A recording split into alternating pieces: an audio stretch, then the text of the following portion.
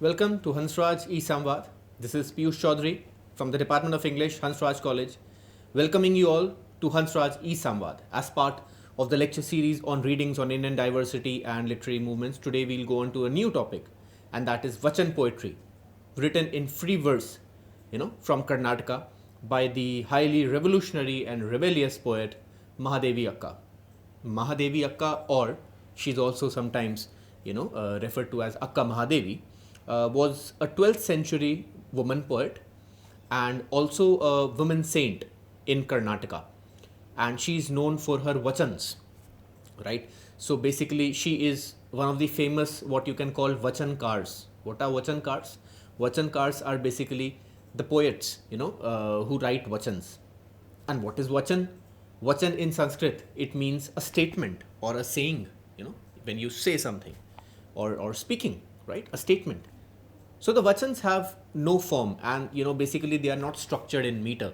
Unlike, say, the neoclassical poets, or unlike ghazals, they do not rhyme, right? They are written in free verse, and there is some sense of formlessness. And this formlessness signifies the spirit of liberty and not adhering to rules of poetry, right? So vachans are also oral in nature. They are meant to be sung, to be recited, and as I said, they are meant to be recited and spoken, right? So in this particular vachan, the one that is there in our syllabus currently, the poet Mahadeviakka, she seeks freedom from all earthly bonds. Basically, she wants to free herself from all sorts of worldly desires. This does not mean, by the way, that she's willing to give up her life, but rather she wants to be free from the worldly desires and the worldly pleasures and the material pleasures of life, so that she can be connected to whom? To her God. So in this poem, there is a certain amount of, what you can say, a mystical relationship that Mahadeviakka has with her God. Vachan, as I mentioned, it means a Kannada lyric poem in free verse, and mostly the construction of bhajans are also in the bhakti tradition, right? The construction of this vachan is also like a bhajan. It's also in the bhakti tradition, and the major theme, as we know, is love. It's utmost love, utmost devotion, extreme worship, and full submission, to the God. So in this case, in the case of Mahadevi, her fears, her submission is towards her God. And who is her God? It is Lord Shiv, one of the pillars of the Hindu Trinity. Right? This is what she mentions again and again. The poem is referred to her God. So now what we'll do is, we'll read the poem stanza by stanza. It's a very short poem, but it's emphatic. Look at the beginning lines, Mahadevi says, I love the handsome one. He has no death, decay, nor form, no place or side, no end nor birthmarks. I love him, O mother, listen. So in the very first stanza, she is talking about her God. And who is her God? It is Lord Shiv. In this entire stanza, she has mostly described what? The attributes of Lord Shiv. She says that he has no death, he has no decay, he has no form, he has no place, neither end, nor can he be destroyed. Right? So these are the attributes associated with Lord Shiv. So basically, what is Mahadevi doing? Mahadevi, in these lines, she is describing the physical features, or perhaps the metaphysical features, the various attributes of Lord Shiv, her beloved, right? The readers will notice that, she is defining and delineating Lord Shiv's attributes. And at the same time, she is also describing the attributes of the bhakti tradition. And what are the attributes of the God in this bhakti tradition? The attributes of God are that God has, firstly, no form. He is not born. He will be not dead. There is no death. There is no shape. There is no form. There is no birth. There is no end. There is no beginning either. So these are the attributes of the God, right? So therefore, in the very first stanza itself, Mahadevi shows how in the bhakti tradition, the God is imagined. She shows that. So in the first stanza that we just now read, she says that there are no limits or rituals associated with God. She implies this, and that God has no forms, God has no limits either, right? The God does not belong to any particular place, and there is no beginning, no end. So she is defining the idea of God as omnipresent, as someone who's present everywhere. He's present, and there are, at the same time, she says that there are no birthmarks, there is no end. And finally, she says that she is in love with someone who has these attributes. And it is quite clear that these attributes are not of any human being born of flesh and blood, but rather of a supernatural being. And who is that supernatural being? That supernatural being is God himself, or Lord Shiv himself. Right? With this, let us now go to the second stanza and look at the second stanza. And she says, and I am once again, reading from the book. I love the beautiful one with no bond, nor fear, no clan, no land, no landmarks for his beauty. So basically, she loves Lord Shiv, without any greed for any social institution, right? Like land or class or, landmarks or beauty. She has described that she loves Lord Shiv without any expectations of any money, any benefit. This is platonic love at its highest.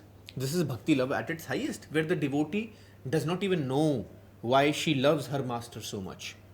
These are the attributes of bhakti poetry. And at the same time, the poet Mahadeviakka, she says that there is no fear in her, there is no greed in her for any riches, for any land, for any money, or for anything, of the, what you can categorize as worldly desires, right? Then Mahadevi also says that she, loves the beautiful one with no bond, right? And no fear, no land. So basically, these lines mean that her union with her beloved God is beyond the physical realm of the material world.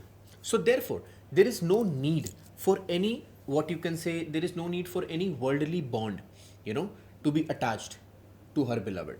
So therefore, the first two stanzas that we just now read, these two stanzas depict the longing to unite with the God.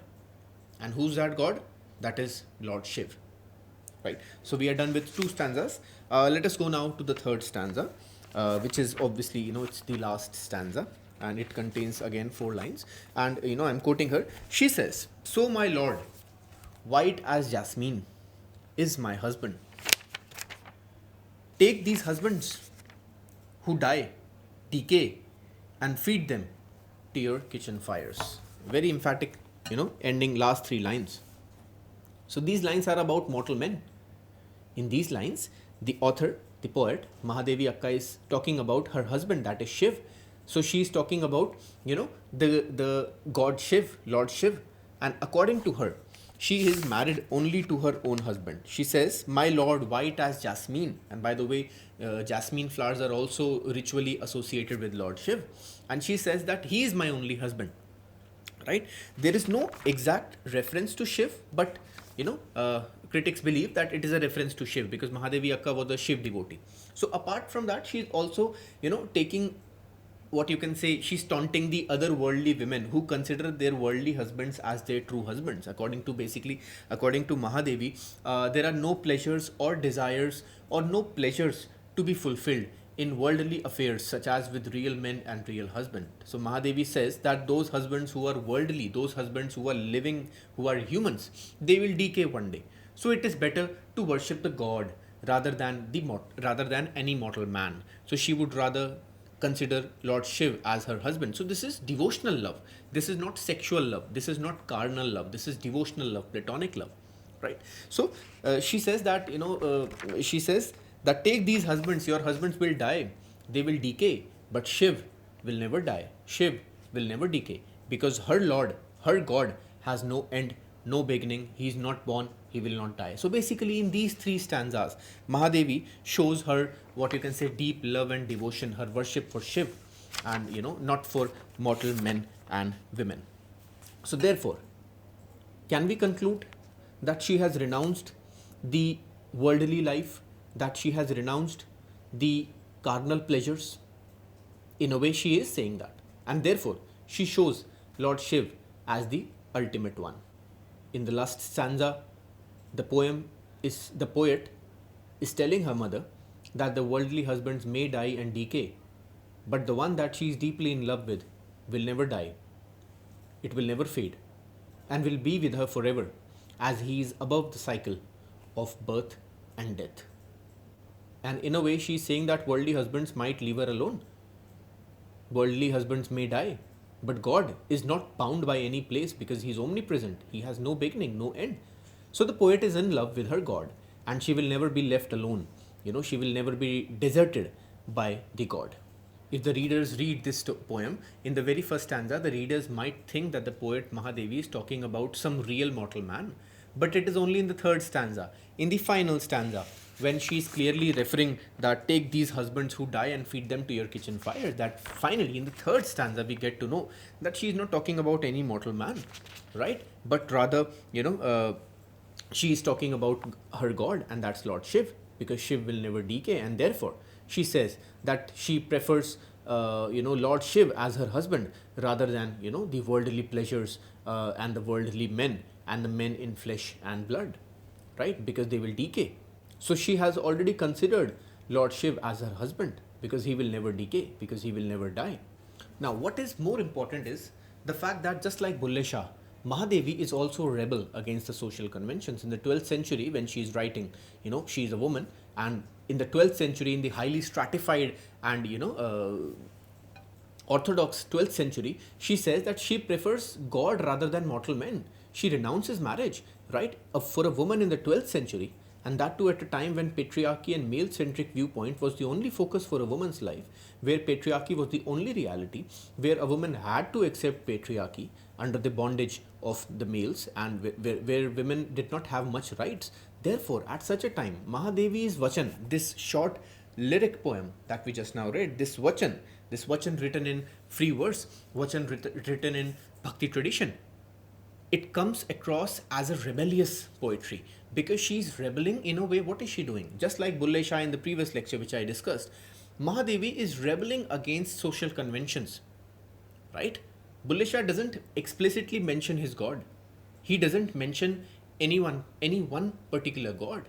He says that he's neither a Muslim nor a Hindu and so on and so forth. But Mahadevi mentions it directly, right? So her poem is there for, I believe, more passionate than Bulle Shah's poetry, because Bulle Shah talks about a philosophical God, a metaphysical God.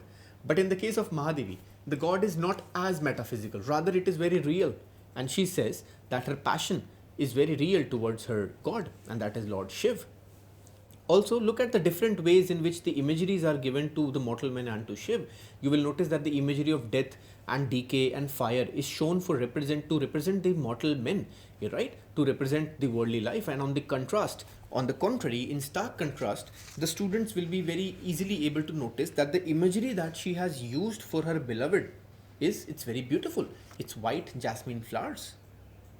And as I mentioned, white jasmine flowers are also ritually under the Sanatan Dharam, it is related to Mallikarjun, right? Or to Lord Shiv, right? So Mallika is a feminine name in Sanskrit, which also means jasmine, by the way, and Mallikarjun is another name for Lord Shiv. So in the case of her god, she is using the image of flowers, jasmine, and in the case of the mortal men, what is she using? She is using the image of decay, death, kitchen fires, fire, right? So what is she trying to do? She is deliberately attempting, this is a deliberate attempt, I would say, by the poet Mahadeviakka to juxtapose and compare the attributes of the subject and the things that they associate most with. She has a clear sense of devotion for Shiv, and that is why he is represented in lovely images and beautiful images, unlike the mortal man. Unlike the mortal men of her age. Lord Shiv is referred to as the handsome one, as the beautiful one, as someone who's as beautiful as the jasmine flowers, who's as white as jasmine, and as beautiful and as good looking as jasmine flowers. But what about the mortal men? She is rebelling. These ideas are extremely rebellious in nature. We have to understand that. isn't it? So she is willing to go outside the social roles, which were associated with a woman in the 12th century when she was living, and therefore comes across as a deeply rebellious woman, because she knows that she can free herself from all earthly bonds to unite with her God, in with love and complete devotion. So therefore, one more interpretation that I personally believe is that according to Mahadeviakka, love does not bind anyone, but rather it's the key of freedom. It frees you. So throughout the poem, one can notice this streak of mystic love, spiritualism, right? One can notice elements of spiritualism, and spiritualism which is mixed with love. So therefore, this is the level of spirituality. Rather, you can say that the spiritual love that she has, for her Lord, and this spiritual love, takes the form of freedom and ecstasy. And this is one of the hallmarks of bhakti poetry. It has elements of ecstasy, it has elements of intimacy, and by the way, this poem also is very intimate, right? Because firstly, there is a conversation. There is a conversational tone to this poem, and she is basically in a conversation with her mother, right? And we also have to remember that vachans are oral poems. They are meant to be spoken, they are meant to be sung, and there are no structural elements to this, and it's not written, but it's rather sung. So this formlessness in literary traditions, this formlessness or this free verse rhymes, and not adhering to strict rules of poetry, is also important. It also represents the mood of the bhakti and the Sufi age. And firstly, because she's in a conversational tone, so there is this level of intimacy. And secondly, and most importantly, the poet Mahadevi shows a level of intimacy towards her God. And there is a level of intimacy in all of these lines. And she has full control, she has full right over her beloved. So therefore, there is this sense of intimacy also that is visible in this particular poem. And this is what makes this poem what you can say one of the most strikingly original examples of what a Sufi or a bhakti poetry actually entails. So therefore, she is rebelling against the idea of a woman marrying a husband, and therefore, rather she goes on to this philosophical and metaphysical idea of having God as her own husband, a God which is free from free from all forms, a God which has no end, a God which has no beginning, right? So this shows how she is against the idea of societal norms and expectations, and how she revolted against patriarchy. And this is also a subtle way of raising her voice against the worldly affairs and the worldly marriages and the exploitation and the religious fanaticism and the religious orthodoxy and the patriarchy which was prevalent in the 12th century in India, during the medieval ages. So therefore, she's taking a highly revolutionary step as she is defying societal norms, and she's also in a way subverting patriarchal structures and patriarchal orthodoxy. And don't you think that this is exactly the purpose of bhakti literature and bhakti movement? It was a revolt against the society. So therefore, you see how a complete circle can be drawn when we talk about this particular poem, which is highly representative of the bhakti tradition and some of the features of bhakti also, bhakti poetry and bhakti tradition also. So with this, I come to the end of the lecture, and I hope the viewers got some clarity on the short lyric poetry, and they also understood the idea of vachan poetry, which is also very important. I'll be covering other parts of the GE readings on Indian diversity and literary movements, and I'll be uploading them on our YouTube channel regularly soon. So please stay posted on this channel and keep watching and sharing this video. Please mention your comments and suggestions and feedback, and I'll surely take up those comments in the next subsequent videos. Thank you so much. I'll see you very soon. Goodbye and Jai Hind.